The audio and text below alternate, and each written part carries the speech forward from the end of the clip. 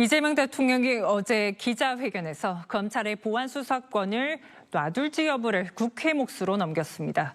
이런 상황에서 정부가 모셔온 검찰개혁 자문위원들이 보안 수사권이 꼭 필요하다는 입장을 냈습니다.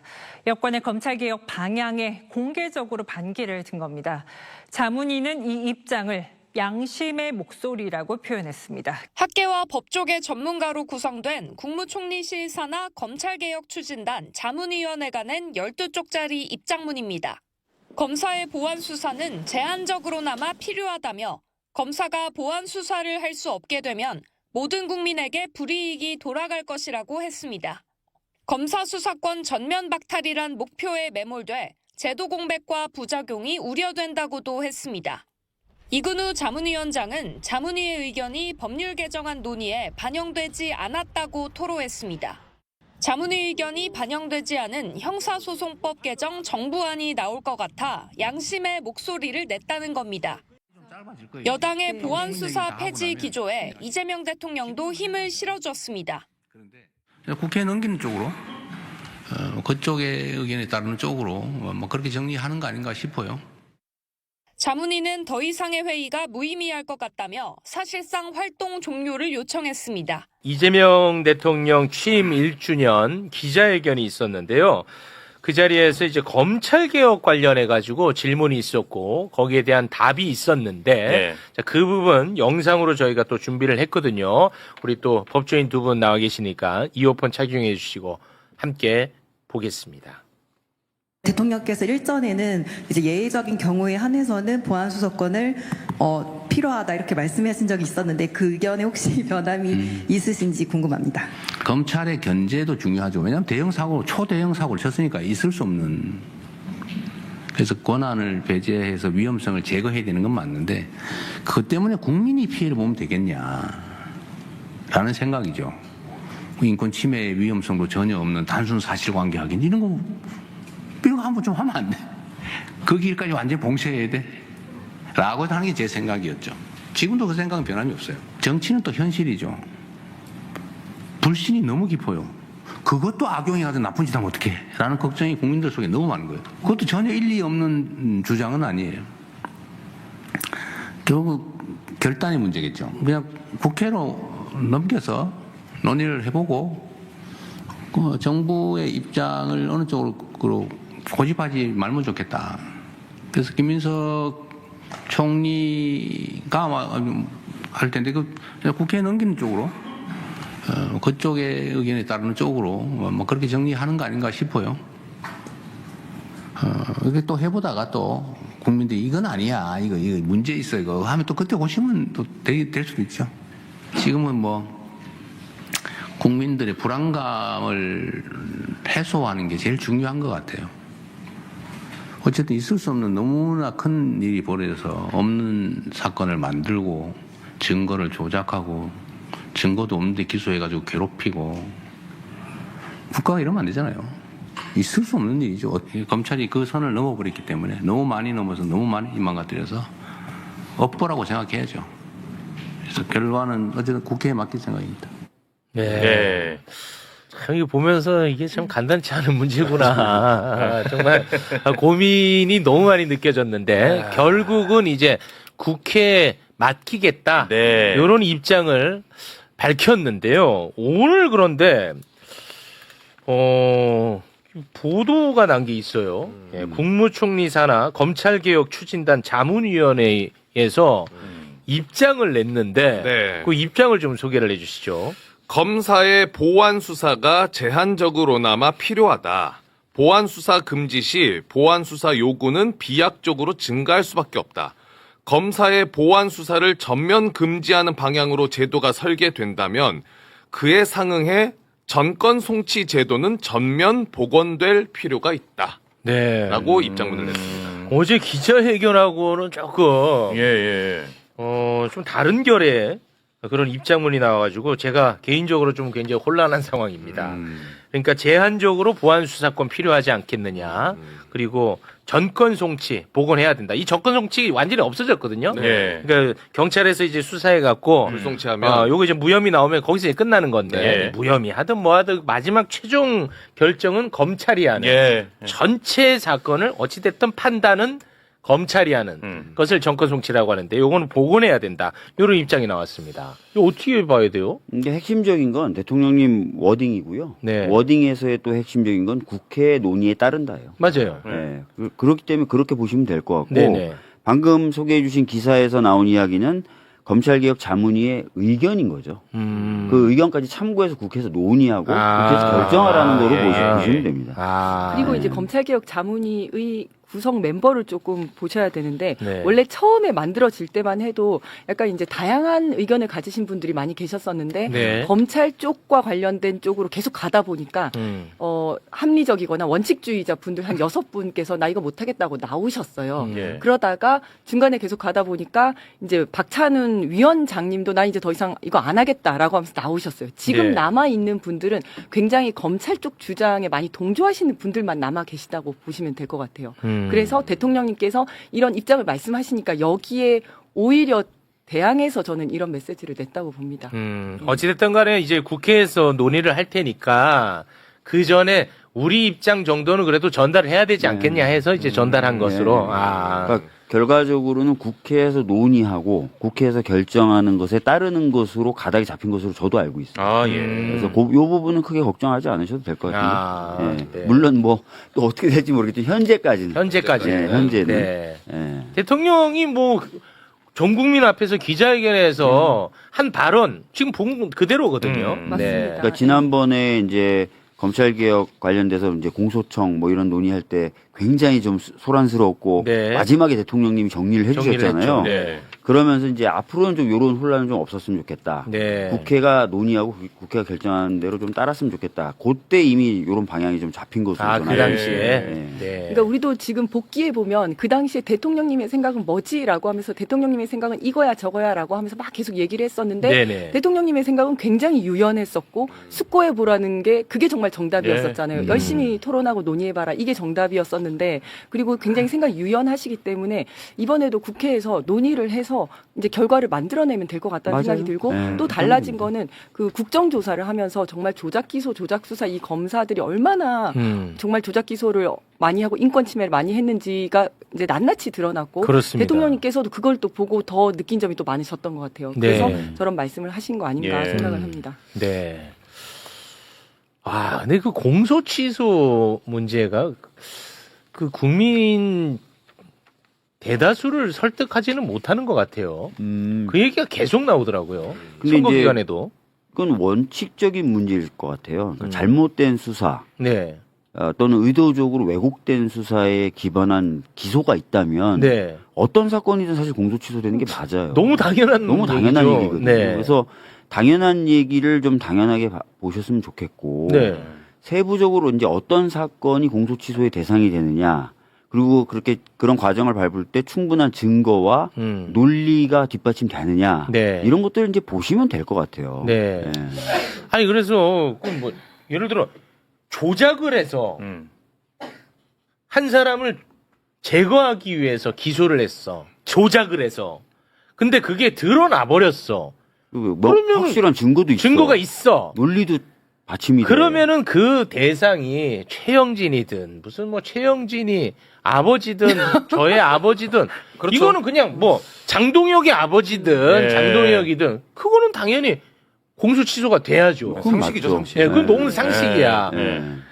근데 그 국정조사 과정에서 이제 그게 이제 다 드러났다고 개인적으로는 네. 저는 확신하는 사람인데 그게 잘 전달이 안 된 건지 아니면은 언론이 아예 그냥 외면하는 건지 이 공소 취소 문제가 잘 설득이 안 됐나? 국민들이 공소 취소 특검이라는 과정도 거치게 되는 거고요. 네. 제가 알기로는 법무부 내에도 관련된 위원회 좀 이렇게 과거를 돌아보는 위원회가 설치될 거잖아요. 그런 데서 이제 여러 아마 증거나 이런 것들이 나올 거고 그런 것들이 뒷받침되고 확실하고 명확한 것들을 대상으로 하게 되겠죠. 네. 근데 오늘 신문이나 뭐 사설 같은 거 보면은 다 공소 취소를 또 다 걸어놨더라고요. 아니, 그러니까 그것 때문에 마치 이번에 선거에 진 것처럼 네. 다 그렇게 또 가고 있어. 지방선거랑 연결해가지고. 그러니까 그 지들이 원하는 거야. 그 내가 볼 때는. 네. 그 근거도 없어, 사실은. 네. 그러니까 옳고 그름에서도 나는 이제 그 틀린 주장이라고 보는데, 그냥 실제 현상 분석에 대해서도 나는 그 좀 의심을 하는 입장입니다. 뭐 저도 좀 정확한 근거가 없어가지고. 네. 근데 그걸 좋아하더라고, 언론은. 계속 그 얘기만 합니다, 지금도. 그렇죠. 이제 어쨌든 행정이 잘못됐으면 이제 수사도 행정인 거거든요. 맞아요. 그러니까 네. 행정이 잘못됐으면 시정 조치하고 제도 개선하는 게 기본인데 시정 조치가 공소 취소인 거고 네. 제도 개선이 검찰 개혁인 거거든요. 네. 그걸 그대로 하는 건데 네. 여기에다가 이제 대통령이 자기 재판까지 없애려 한다 이렇게 더 씌워가지고 계속 맞아요. 얘기를 하고 있는 거예요. 그러니까요. 네. 아. 근데 여기에 대해서 저희가 설명이 좀 부족했던 것 같아요. 속 국민들을 터집니다, 저는 설득을 진짜. 잘 못했던 것 같습니다. 아마 앞으로 좀 과정이 좀 남아 있잖아요. 네, 맞습니다. 그러면서 이제 아까 말씀드렸던 대로 특검이라든지 아니면 법무부 내부에 설치된 위원회에서의 조사라든지 이런 것들 통해서 뒷받침들이 더 되겠죠. 그러면 이제 그런 것들을 보시면서 또 국민분들이 개별적으로 또 판단하시면 될 것 같아요. 네, 알겠습니다. 자, 그리고 지금 이제 가장 시끄러운 것이 이 선거 용지 부족 사태입니다. 네. 선거안이가 근데 진짜 문제가 심각하긴 너무너무 심각해. 점점 많이 드러나더라고요. 아니 그 진짜 드러나는 내용을 보면 야, 그동안에 이거 어떻게 선거를 치렀나 할 정도로 굉장히 심각합니다. 선거 용지 부족하게 준비했고 해결 과정도 너무너무 미숙했고 네. 보니까는 투표용지가 부족했던 곳이 굉장히 많더만요. 원래 선관위에서는 선거 당일인 6월 3일에는 모자랐던 투표용지가 모자랐던 곳을 14곳으로 발표를 했어요. 네. 그런데 이틀 뒤인 5일에는 50곳으로 정정을 합니다. 그런데 어제는 또 부족했던 곳이 91곳의 투표소에서 부족했다라고 91곳. 지금 늘어나고 있어요. 네. 4,700장 이상. 4,726장. 네. 너무 많다. 근데 이것도 확정된 숫자가 아닙니다. 네. 더 늘어날 수 있다는 거죠? 그렇습니다. 예. 진상규명위원회가 이제 조사를 내일부터. 하면은 네. 이제 결과가 더 늘어날 수도 있는 그런 상황이고요. 심각한 건 팩트인 것 같아요. 예, 그리고 또 심각한 거는 청주가 심각하더라고. 네. 유권자 명단이 또 누락되는 일이 있었어. 청주 한 투표소에서 아침에 이제 선거 시작되고 나서 유권자 1295명의 이름이 누락돼가지고 이거를 급하게 확인하고 투표를 진행하긴 했습니다만 결론적으로 이 선거인명부 누락으로 인해서 투표하지 못한 인원도 발생을 했습니다. 그렇습니다. 네. 이제 한 8명 정도가 이제 누락이 됐던 거야. 왔다가 이름이 없으니까 이제. 아니 근데 그 중에 이제 예. 2명만 결국은 이제 투표를 못했어요. 예, 한두 분 정도로 추정된다고. 2명은 이제 투표를 못한 것으로 지금 추정되고 있습니다. 그러니까 이제 이거 보고 바로 김영환 당선자가 나 이거 부정선거 이거 부정선거 이거 납득 못한다. 그렇습니다. 두 표로는 좀 쉽지 않을 것 같은데 네. 아무튼 굉장히 이건 부실 선거는 확실해. 문제가 있죠. 너무 심각해. 예. 그런데 이게 또 봤더니 선거를 관리하는 게 선관위잖아요. 그렇죠. 그럼 선거 기간에 제일 열심히 해야 되는데 예. 선거철에 휴직을 하는 이 말도 안 되는 일들이 그동안에 관행처럼 벌어졌던 것 같습니다. 네. 5월 1일 기준으로 직원 3,000명 가운데 휴직자가 176명이었는데 그동안 이제 봤더니 선거가 있는 해, 예. 그 해에 휴직자가 많더만. 예, 연도별 휴직자를 좀 보면은 21년에는 선거가 없었는데 그때는 91명이 휴직자였는데 예. 22년 대선, 지선, 재보궐선거 있을 때는 218명, 24년 총선 재보궐선거 있을 때는 172명, 이번 지선과 재보궐선거에는 176명이 휴직자였습니다. 아니 선거 관리하라고 있는 게 선관인데 선거 관리해야 되는 해에는 휴직자가 많어. 이게 정말 심각해. 힘드니까 싫어 간 거네.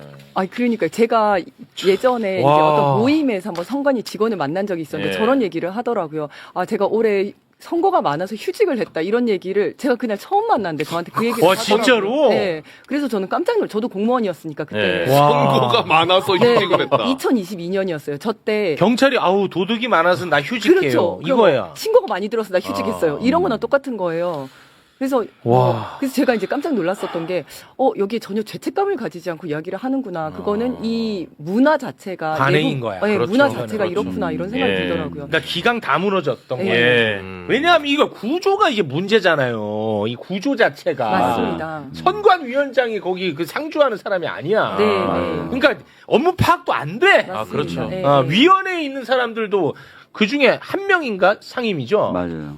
아, 그러니까 그것뿐만 아니라 이제 헌법상 독립기구고 독립성을 강조하다 보니까 뭐 감사도 감사원 못해. 감사도 안 감사도. 되지. 예. 뭐 그동안 사실은 어쩔 수 없이 그런 헌법적 구조 때문에 좀 사각지대에 있었던 거예요. 완전 네, 사각지대였던 거예요.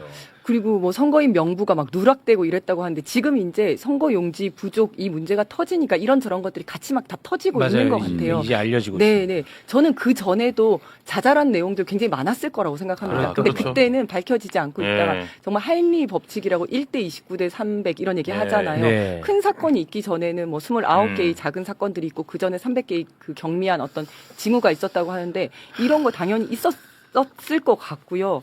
그리고 지금까지 보면 선관위 상대로 선거 무효 소송을 한 사례가 많았었는데 이게 거의 다 기각이 많이 됐었습니다. 네. 왜냐하면 선관위원장들이 다 판사들이에요. 맞아요. 법관이고 판사들이다 보니까 그 사람 상대로 뭐 압수수색 영장이 나오겠습니까? 뭐 아무것도 안 되는 거죠. 그러다 보니까 남영희 위원장 그 미추홀에서 이제 인천 네, 그 투표함이 갑자기 사라지고 이런 사건들이 있었거든요. 근데 그것도 다 기각됐었거든요.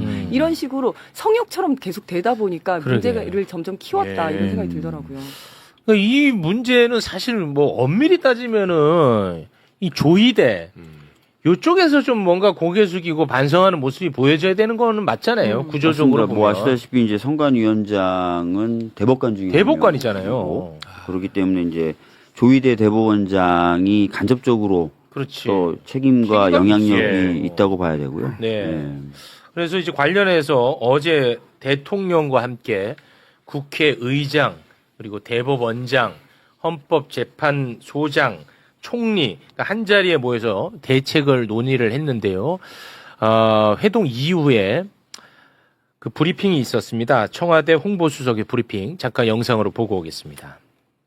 이번 회동을 통해 6.3 지방선거 과정에서 발생한 투표용지 부족 사태가 중대한 참정권 침해라는 데 인식을 같이 했습니다. 참석자들은 이번 사안에 대한 철저한 진상 규명과 재발 방지책 수립이 신속히 이루어져야 한다는데 역시 뜻을 같이 했습니다. 또한 수사나 국정조사 결과에 따라 관계자들에게는 행정적, 법적 책임을 엄중하게 물어야 하며 국민의 신뢰를 회복할 수 있는 수준으로 선거관리 대개혁 방안을 마련하기로 했습니다. 네. 그런데 이것과 관련해서 지금 굉장히 비판 여론이 거세지 않습니까? 맞습니다. 그러나 중에 민주당의 굉장히 유명한 모 의원이 이런 의심을 갖고 있더라고요. 이번에는 민주당이 압승할 걸로 예상하지 않았습니까? 그렇잖아요. 네. 압승할 걸로 예상했잖아, 네. 실제로. 네. 그래서 누군가가 민주당이 압승한 이유, 뭔가 이렇게 부정선거론자들에게 땔감을 주기 위해 뭔가 이렇게 좀 부실한 관리를 의도적으로 했던 건 아닌가 하는 의심을 하더라고요. 그거를 지금 그럴 거다라고 말씀드릴 수는 없을 것 같고요. 예. 어차피 지금 국정조사가 진행되니까 네. 단순 부실이었는지 네. 아니면 약간 고의에 기반한 어떤 사고였는지가 드러나게 될 겁니다. 네. 지금 저희가 미리 예단해서 이런저런 말을 보태는 것 자체가 상황상 적합하지는 않을 수도 예. 있다고.